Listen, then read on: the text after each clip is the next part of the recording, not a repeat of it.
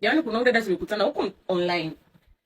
Tukawa tunachat, tunatumiana video nini. Kuna siku moja nikawa nimetangaza biashara, akawa ameniungisha, nikaja nikatangaza biashara nyingine, akawa ameniungisha. So she was a good friend of mine. Siku hiyo akawa amenipigia simu, analia like she was really crying. Nikamuuliza ni nini, akanielezea, akaniambia unajua dada, nilikuwa naishi na boyfriend wangu lakini nilikuwa nimetoka, nimerudi nimekuta boyfriend wangu yuko na mwanamke. So boyfriend wangu alichokifanya badala hata ya kunikimbilia kuniambia labda babe sorry this and that, boyfriend amekuwa upande wa yule binti. Boyfriend ameniambia wewe bwana, wewe unakaa kwangu siku zote, unaninyima uhuru, siwezi hata kufanya chochote, nimechoka kulipia guest, so nimemleta msichana hapa nyumbani. Kwa hiyo if you want it, kama unataka kuendelea kunitaka, nenda ukae hapo nje au tafuta pa kwenda kukaa, nikimaliza mambo yangu utarudi uje uendelee kukaa. If not, kaa hapo nje, nikimaliza mambo yangu nitakuja nikutolee vitu vyako upepee hivyo.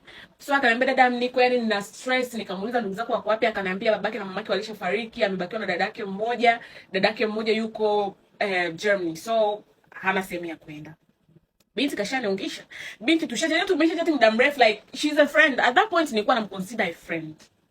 Nikasema kwa sababu mimi I live alone, kuna shida gani nikimleta rafiki aje akae like siku mbili tatu, kwa sababu najua ni a fighter, anafanya biashara zake, ana post class biashara, so it's si kitu ambacho atakuja kukata nielemea.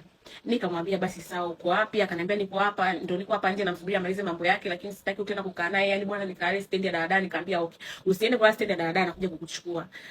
I drove, nikaendesha, nikamfuata alipo.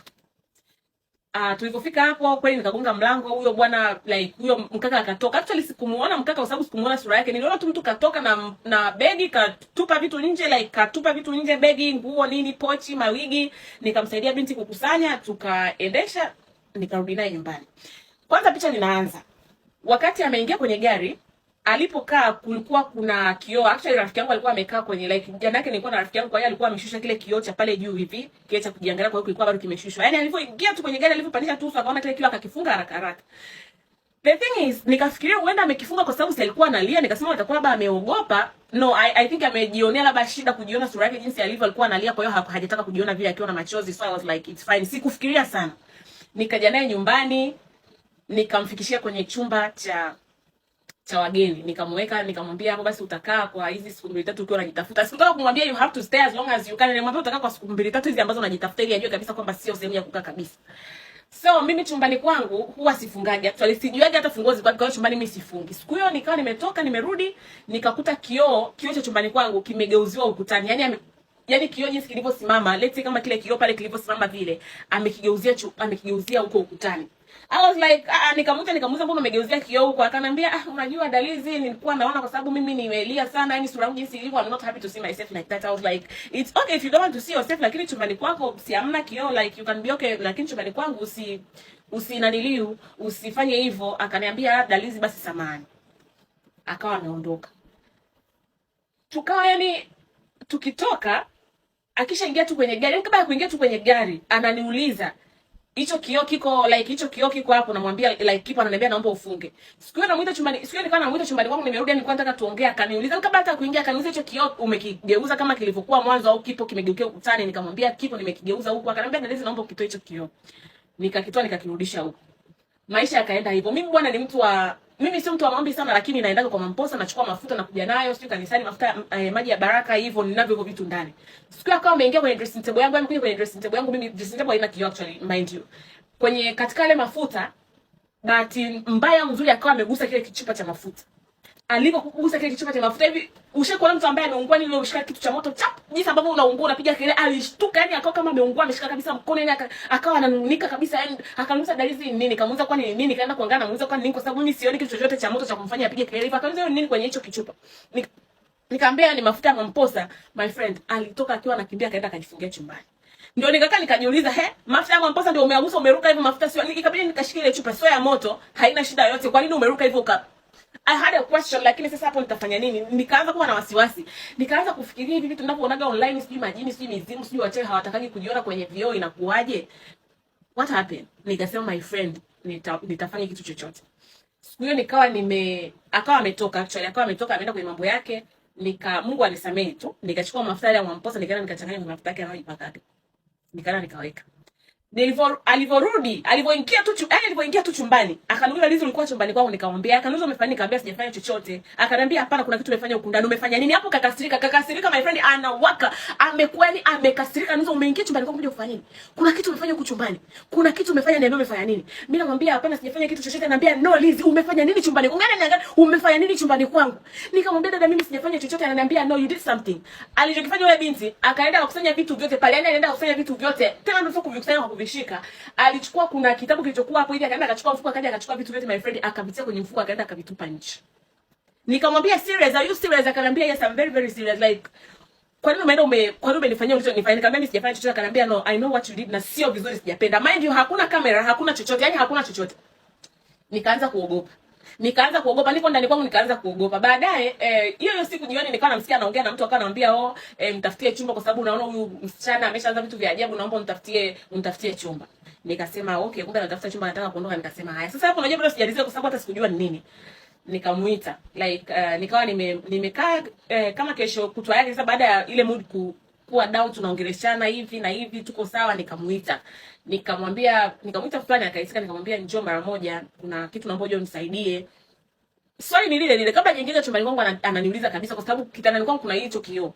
Akaniuliza hicho kioo kimegeukia huko au kimegeukia huku ndani? Nikamwambia kimegeukia huku ndani. No, nikamwambia kimegeukia ukutani. Mind you, kioo kimegeukia huku ndani. Kwa hiyo akiingia tu anakutana na kioo. Nilikuwa nimekaa karibu na mlango kwa sababu I wanted to see her reaction. Nilikuwa nataka nione ni kitu gani ambacho kinananiliu hivyo. Huyu binti aliingia. Alivyoingia tu ndani, alivyokiona hicho kioo, alitoa kilio kimoja kikali, yani kama mtu ambaye ameungua. Naangalia kwenye kioo, binti haonekani kwenye kioo. Yani sio hiyo kisema mbele ya kioo unaonekana kwenye kioo. Pia binti hakuwa anaonekana kwenye kioo kabisa. Ikabidi nimvute ndani, akaingia. Yani alivyoingia ndani na muangalia kwenye kioo, na muangalia na yeye simuoni. Alichokifanya, alilia, akatoka akaingia ndani kwake, akarudi akaenda ndani kwake. Baada ya hapo akaniambia naondoka, nashukuru sana kwa ulichonifanyia, sijapenda, kuna vitu vingine tu ambavyo hutakiwi kufanya.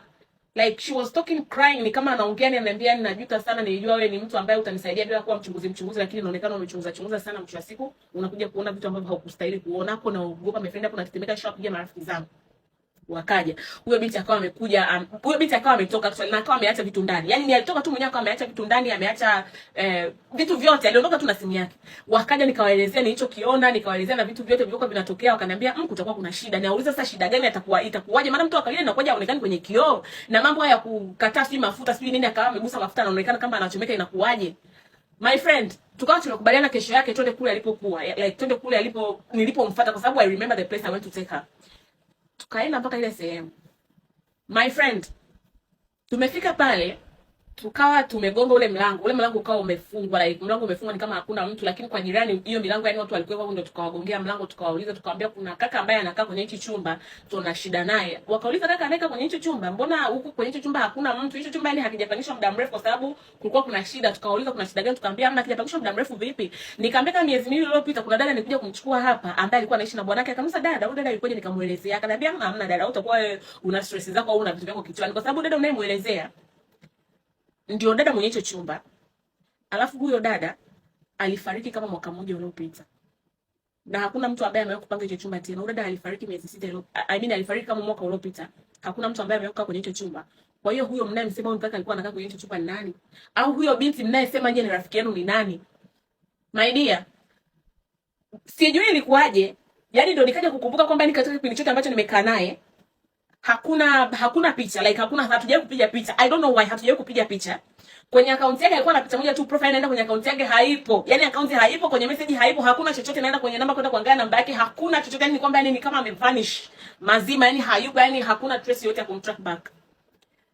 Ikabidi sasa tukaelekezwa kwao kwa sababu wazazi wake wanakaa hapa. Tukawa tumeenda tukawaelezea, wakatuambia hapana, nyinyi labda mtakuwa tu mna shida, kwa sababu tulibeba mpaka na nguo zake, kila kitu tukawa tumebeba na hizo nguo. Akasema katika hizo nguo ambazo mmoja wapo alikuwa anapenda kuivaa sana, wanasema hiyo nguo ndio nguo alomzikia. Na hizo nguo kweli zilikuwa ni nguo zake, lakini walimzikaga nazo, yani kabila lao hawarithigi nguo. Yani ukifa kama una nguo zako na vitu vyako wanakuzika navyo. Akasema hivyo vitu tulimzika navyo, hizo nguo tulimzika navyo, hivyo vitu vyote ambavyo mnatuonyesha tulimzika navyo. Kwa sababu nyinyi mmevipataje? My friend, usiwe unaokota kila mtu unayemuona. Usiwe yani jifunze. I think mimi uoga na hii tabia ya kutokupenda kushirikiana, ya kupenda kushikamana sana na watu wewe inanisaidiaga sana. My friend, hii dunia ina vitu vingi kuliko ambavyo watu unaweza kufikiria. Hii story mpaka imeniogopesha, imenitisha walai. Kwa hiyo ndio hivyo. Huyo binti akarudi nyumbani, pale alipoenda ilibidi ahame, gari akauza, vitu vyote ambavyo alishia kugusa yule binti kabidi agawe kila kitu, aende akaanze maisha upya sehemu ya tofauti. Kwa sababu how do you tell me kwamba ulikuwa unaishi ndani na mtu ambaye alishakufa? Ambaye alikuja tu kimzimu, yani amekuja kuishi na wewe kama how like utaishi. Hata mimi nisingeishi kwenye hiyo nyumba. Mimi nyumba yangu tu hapa naogopa. Ndio hivyo anakuambia hajai tena kumuonaga huyo msichana tena, kwanza siku hajai kumuona tena, ndio anaogopa. Anakuambia sasa hivi akikaa kwa nyumbani kwake kila siku anaoga na kazi ya kumwaga maji ya baraka na mafuta ya Mwamposa. My friend, this word